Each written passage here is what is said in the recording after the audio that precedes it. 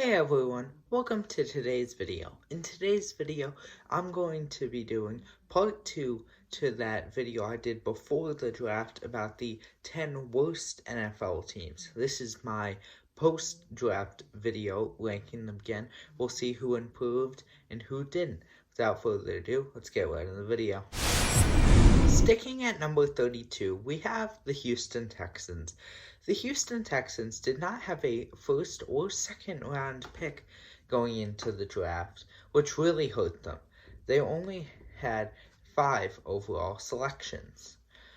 With their first pick, they picked a quarterback out of Stanford, which was not really a great pick, but I maybe think he's an insurance play for Deshaun Watson. And then they got themselves a new receiver and Nico Collins out of Michigan. Got themselves a tight end, a linebacker, and a defensive tackle in the later rounds. I think all those picks were very skeptical, but they did fill some holes, and they had tons of them on that roster. Falling down into number 31, we have the Detroit Lions. The Detroit Lions lacked a number 1 wide receiver after Kenny Galladay left in free agency for the New York Giants. With their first pick, they got themselves the best offensive tackle in the draft to help protect Jared Goff.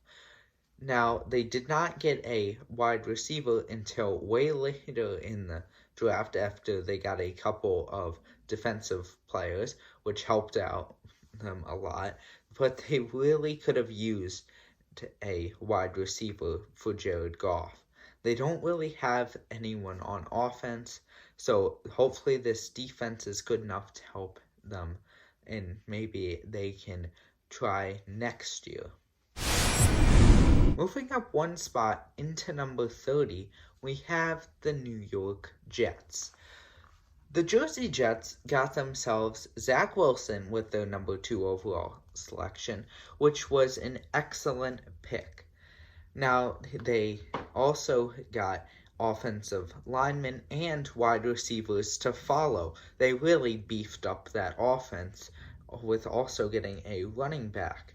Now, in the later rounds, they focused on defense, so they really have a more balanced team. There's still so many holes on that team, and I think this is just going to be the first year of this rebuild.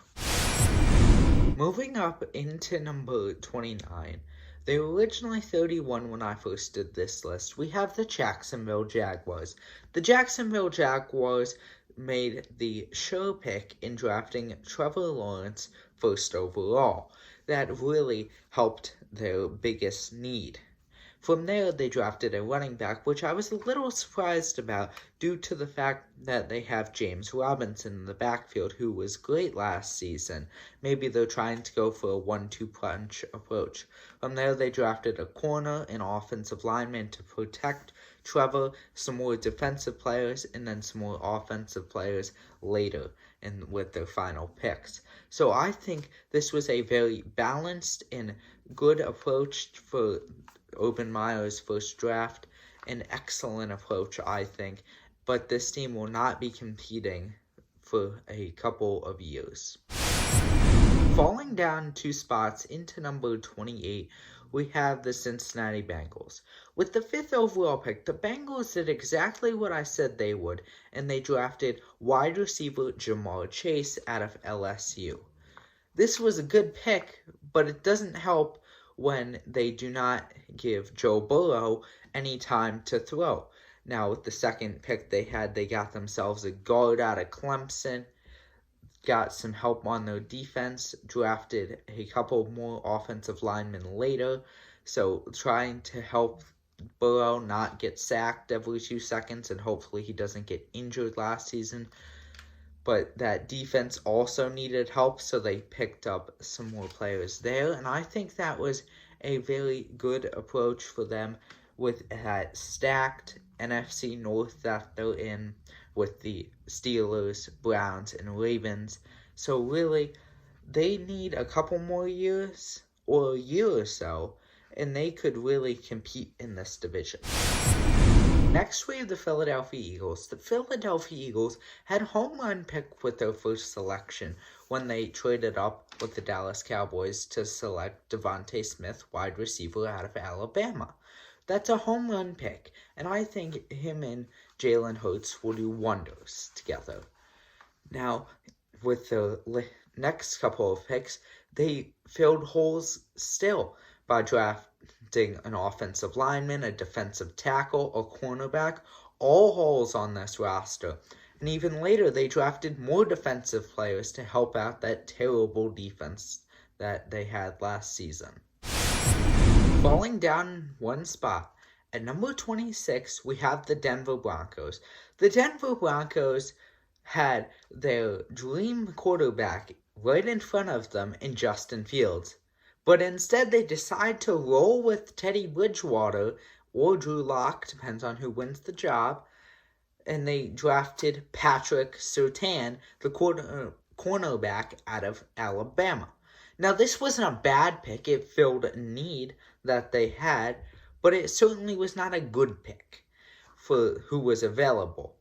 Now, then they would draft a running back, fills another hole, offensive linemen, and defensive players in the next couple of rounds. This team had everything they wanted in Justin Fields sitting right in front of them. They have a ton of talent, but they think that maybe Aaron Rodgers will come to Denver. No, he won't. It's not. Moving up 2 spots, into number 25, we have the Atlanta Falcons. The Atlanta Falcons had a home run pick with their first overall selection at number 4. They decided not to trade out of that 4th overall pick. Instead, they drafted tight end out of Florida, Kyle Pitts. Kyle Pitts is one of the best players in the draft and will continue to make this offense great with Julio Jones, Calvin Ridley, and Matt Ryan throwing the ball.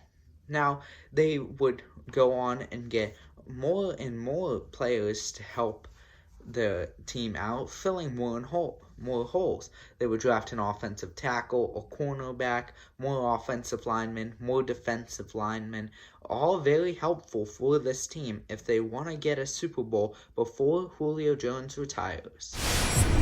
At number 24, they have the Carolina Panthers. The Carolina Panthers made an excellent selection with their 8th overall pick, drafting cornerback J.C. Horn, who's one of the 2 best corners going into the draft. Later, they would draft a wide receiver, Terrence Marshall Jr. out of LSU, who is an excellent complementary piece to Robbie Anderson. Now, this is an excellent draft that they had. Last year, they went all defense. This year, they just went and filled needs. I love when teams do that, and that is something they did, and they did it well. At number 1 on this list, and number 23 overall, we have the New York Giants.